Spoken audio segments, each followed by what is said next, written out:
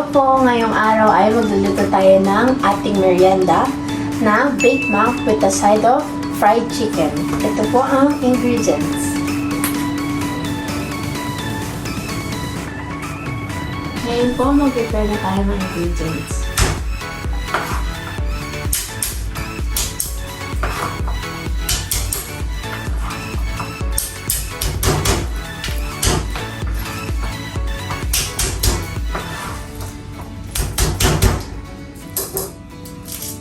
Balatan po natin.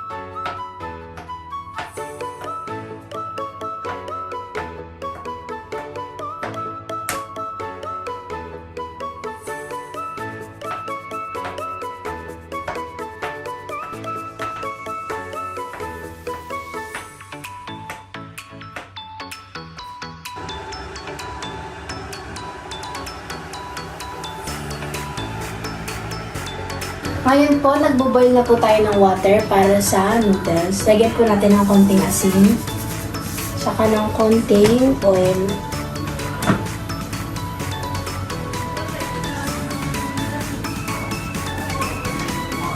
Ngayon po, magigisa na po tayo para sa sauce. Add na po natin ngayon yung garlic.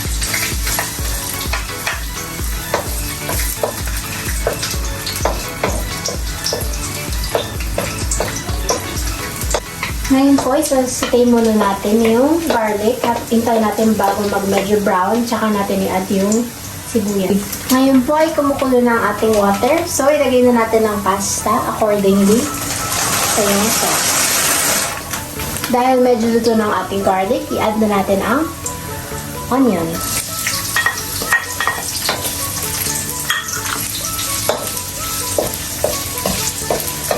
Dahil medyo luto na po yung sibuyas at onion, lagyan na natin ng giniling. Ngayon po ay lalagyan na natin ng salt and pepper.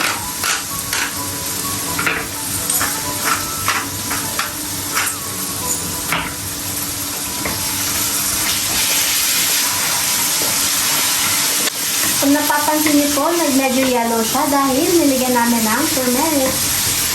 Habang inaantay natin maluto ang giniling, isalang na natin yung fried chicken sa air fryer. Ngayon po, ilalagay natin sa air fryer yung chicken.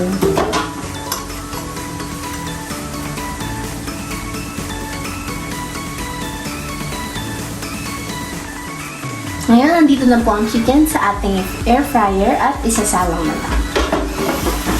Don't forget to turn on the electricity. Salang po muna natin for 25 minutes.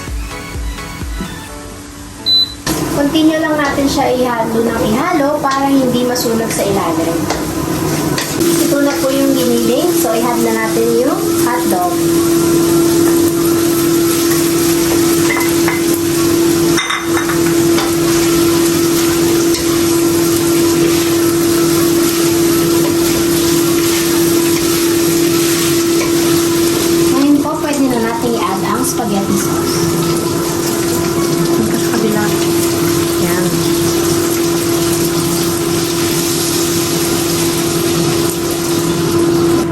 For more flavor, mag-add din tayo ng basil and garlic sauce. Ito ay isang pasta sauce.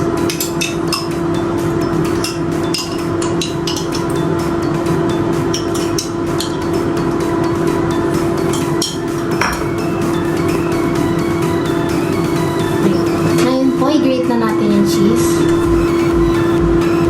Masama na. Kabila, malaki na.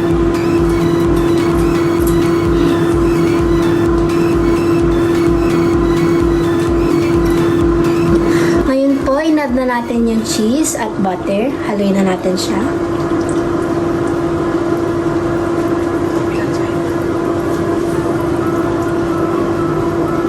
Ngayon po, mag-add po tayo ng konting ketchup.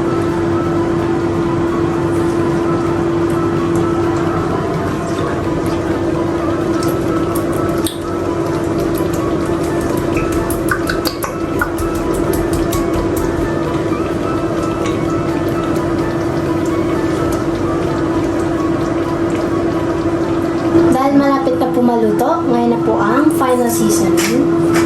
Lalagyan tayo ng salt and pepper. Dahil luto na po ang sauce natin, set aside muna natin para gumawa ng mornay sauce. Ito natin po yung noodles natin at hahanguin na po. Ngayon po, bibilingin na natin yung chicken.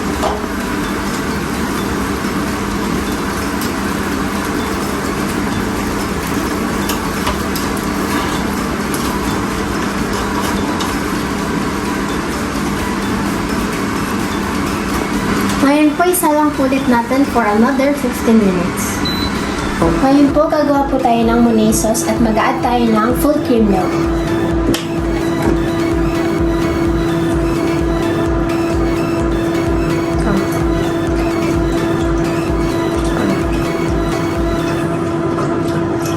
Ngayon po, mag-add tayo ng cornstarch. Then, keep stirring hanggang uminit yung milk.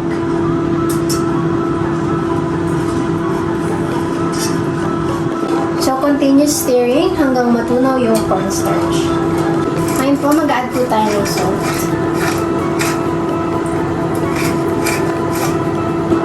Dahil malapot na po siya, mag-grate na tayo ngayon ng cheese. Habang nag-grate po tayo ng cheese, siguraduhin natin nakapatay na yung kalan para hindi mag-oily yung cheese.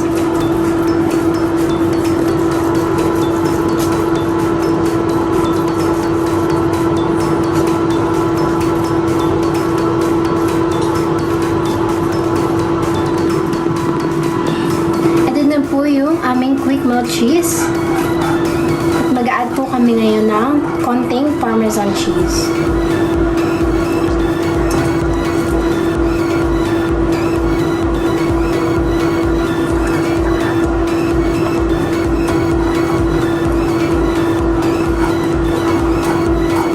Haluin lang natin siya hanggang mag-dissolve lahat ng cheese. Luto na po ang ating mornay sauce, kaya i-arrange natin yung ating Bake Mac. Ayan po, hinalo na natin yung sauce sa noodles. So, lalagay na natin siya sa tray.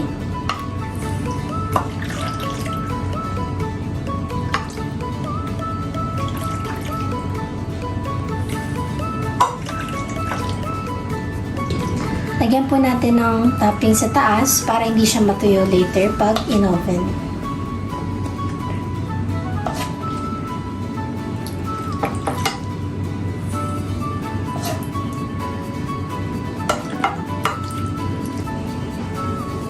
Ilalagay na po natin ngayon yung mornay sauce sa taas.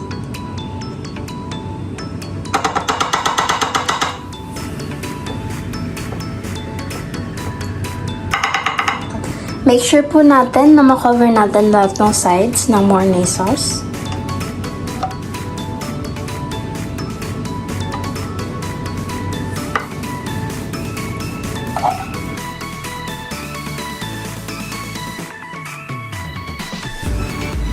Maglagay din tayo ng konting garnish of parsley.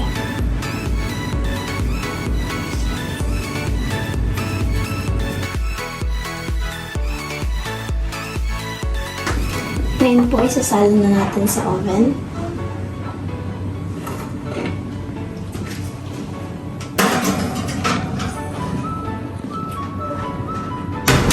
Luto na po yung chicken, so hahanguin na natin siya.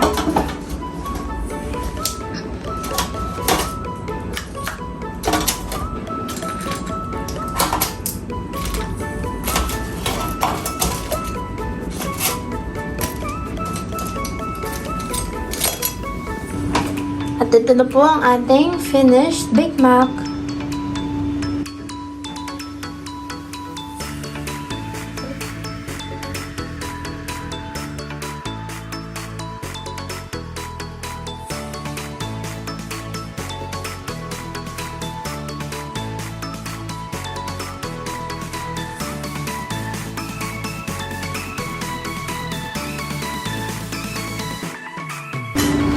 Oh, ano masasabi niyo sa Bake Mac ni Ate Ashley? Masarap. Lasang Big Mac sa village. Eh, honey.